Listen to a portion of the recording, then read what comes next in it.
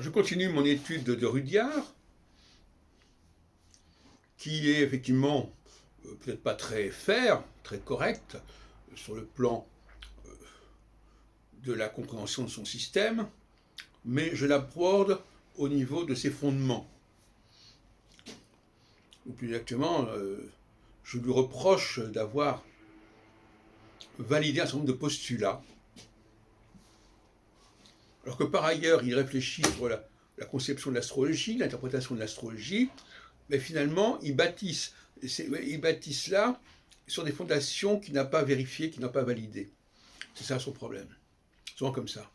Vous construisez, et puis les fondements, bon, ben, il les a pas retravaillés, il les a pas vérifiés. Et là, par exemple, je vois que, à l'évidence, encore une fois, quand je parle de Rudyard, je ne parle pas que de Rudyard. Hein. Justement, au contraire, je dis que Rudyard n'a pas validé un certain nombre de fondements, pas plus d'ailleurs que d'autres astrologues. Mais en ce sens-là, malheureusement, il n'est pas différent.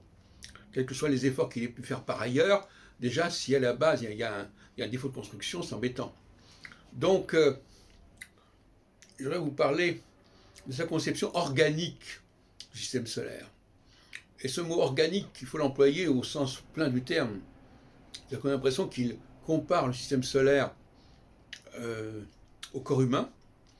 Vous connaissez cette fameuse iconographie liée au corps humain, qu'on appelle l'homme zodiaque. C'est-à-dire que finalement, bon, alors il y a l'homme zodiaque, et puis on voit que le bélier correspond à la tête, les poissons correspondent aux pieds, etc. etc. Bon, c'est très connu. Eh bien, on a l'impression qu'il a cette conception organique. D'un côté, il y a le corps humain, enfin, il n'y a pas que le corps humain. D'un côté, il y a le corps humain, et il projette cette idée du corps humain sur le système solaire.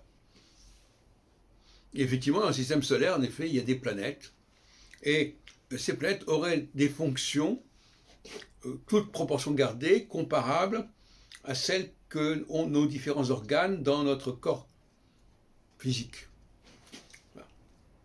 Et c'est ça qui va fonder sa démarche. De la même façon qu'il faut comprendre les différentes fonctions des organes du corps humain, il va falloir comprendre les différentes fonctions des planètes au sein du système solaire. Et d'ailleurs, c'est un peu ce qu'a suivi Jean-Pierre Nicolas, avec son système RET.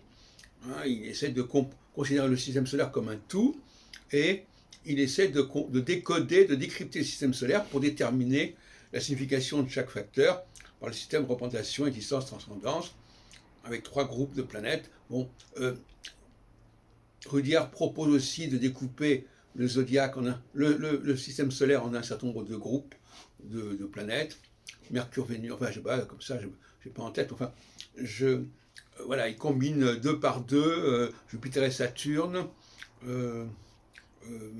Mars et Vénus, le Soleil et la Lune, enfin, bon, je dis ça comme ça, mais cette dualité, d'ailleurs, qu'on retrouve d'ailleurs chez Barbeau dans ses ouvrages des années 50, chez OCIA, Jupiter-Saturne, Uranus-Neptune, Mars-Vénus, etc., Soleil-Lune. Bon. Alors, donc, voyez-vous, donc cette démarche qui consiste à valider l'organicité du système solaire par analogie avec le corps humain, je trouve ça un petit peu léger. Hein.